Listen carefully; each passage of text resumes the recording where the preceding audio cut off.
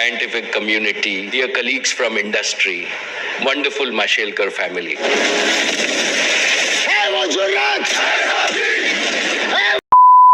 सपना साकार होगा अगर आपका जवाब है तो आपके पास जो दिए सुधर जाओ, वरना अगर हम सुधारने पर उतरे तो बहुत नुकसान हो जाएगा। अपनी आंखें खोल लीजिए, कानों में हेडफोन लगा लीजिए और अपने दिमाग की खिड़कियां खोल दीजिए, क्योंकि अब जो आप सुनने जा रहे हैं वो सिर्फ एक कहानी नहीं है, बल्कि एक ऐसा सच है जो धीरे धीरे सामने आ रहा है, लेकिन जिसे कोई खुलकर कहने की हिम्मत नहीं कर रहा। नमस्कार दोस्तों, आप देख रहे हैं एक ऐसी कहानी जो बॉलीवुड के चमकते पर्दे के पीछे छुपी हुई सच्चाई को उजागर करती है। जब बॉर्डर 2 रिलीज हुई तो शुरुआत में सब कुछ बिल्कुल ठीक लग रहा था।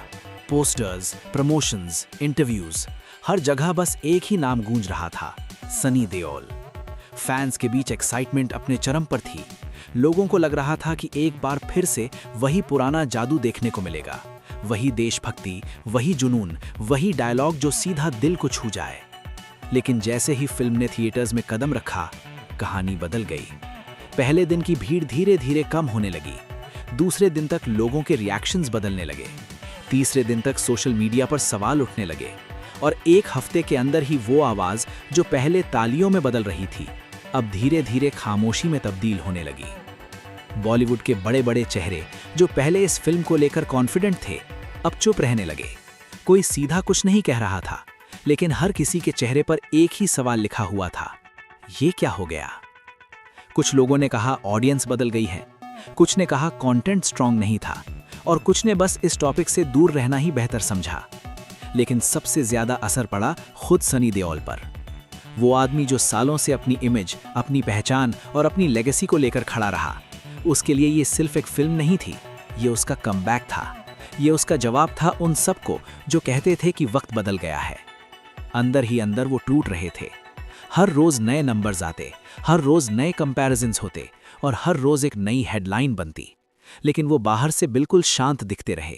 मीडिया के सामने मुस्कुराते रहे, इंटरव्यूज में पॉजिटिव बातें करते रहे, लेकिन सच ये था कि उनके दिल में एक बोझ बढ़ता जा रहा था।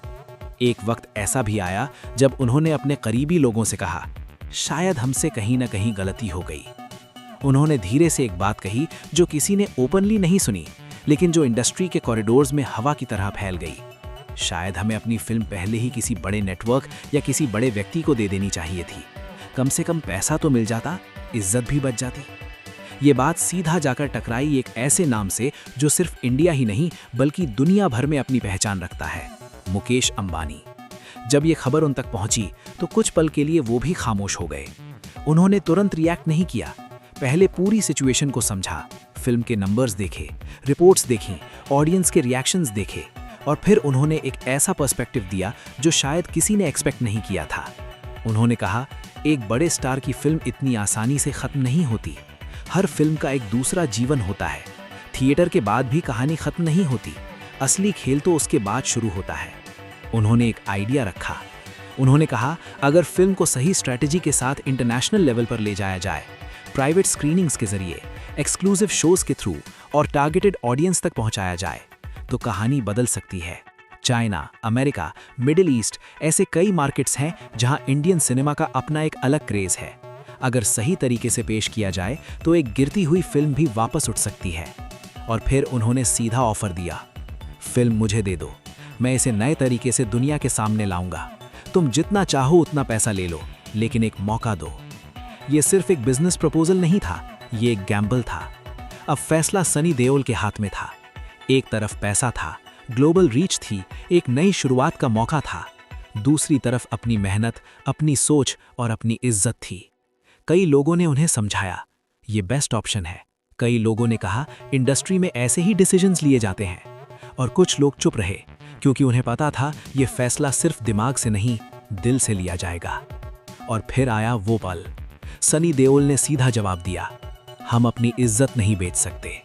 ये सिर्फ एक लाइन नहीं थी, ये एक स्टैंस था, ये एक सोच थी जो आज के दौर में बहुत कम लोगों में देखने को मिलती है। उन्होंने कहा, जो हुआ सो हुआ। हर जीत के बाद हार भी आती है और हर हार के बाद एक नई जीत भी होती है।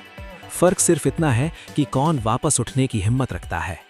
उन्होंने अपनी टीम को देखा, अपने सफर को याद किया और एक नया इरादा बनाया। हम वापस आएंगे और इस बार उससे भी बड़ा धमाका करेंगे। ये लाइन सिर्फ मोटिवेशन नहीं थी, ये एक वार्निंग थी उन सब के लिए जो उन्हें खत्म समझ बैठे थे। इंडस्ट्री में अक्सर लोग नंबर्स से जज किए जाते हैं। एक फिल्म चल गई तो सुपरस्टार, एक फिल्म नहीं चली तो फिनिश्ड। लेकिन असली खिलाड़ी वो होता है जो खुद को इन सब लेबल्स से ऊपर उठकर दोबारा प्रूव करे। आज भी कहानी यहीं खत्म नहीं हुई है। शायद बॉर्डर 2 ने एक्सपेक्टेशंस को पूरा नहीं किया, लेकिन उसने एक चीज जरूर दिखाई, स्ट्रगल अभी जिंदा है और जब तक स्ट्रगल जिंदा है तब तक कमबैक भी पॉसिबल है।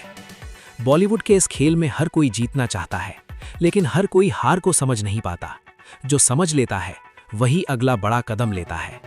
आज जो लोग क्रिटिसाइज कर रहे हैं, कल वही लोग तालियां भी बजा सकते हैं। बस जरूरत है एक सही वक्त की, एक सही कहानी की और एक सही कमबैक की। और शायद वो वक्त दूर नहीं है, क्योंकि असली खिलाड़ी कभी हार नहीं मानता। वो सिर्फ रुकता है, समझता है और फिर एक दिन वापस आकर सब कुछ बदल देता है।